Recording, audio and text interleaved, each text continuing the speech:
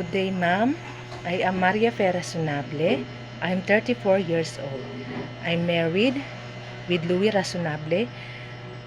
We have 3 kids. The eldest is 13 years old, and the second is 9 years old, and the youngest is 3 years old. I am a vocational graduate, major in Hotel and Restaurant Services. My work experience, my one employer, I have 2 years experience, 2009 to 2011. I'm worked at Cebu, Philippines. My employer is half American and half Filipino. 1 couple and 3 children. The eldest is 9 years old, and the second is 5 years old, and the youngest is 2 years old.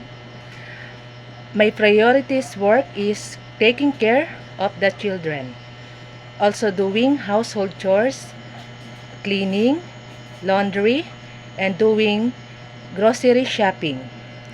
To my second employer, it's a Filipino, 1 couple and 1 children.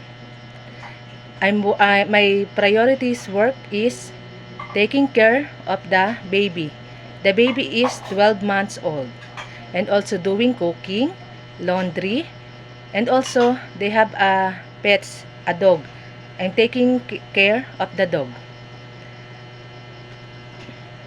I'm doing laundry, ironing, and also taking care of the baby. My experience is I have 2 years, and I'm start 2023 to 2025 last April. Sir and ma'am, if you hired me, I will do my best, all my duties. I'm a hardworking and honest and loyal. I hope you are hired me. God bless and thank you.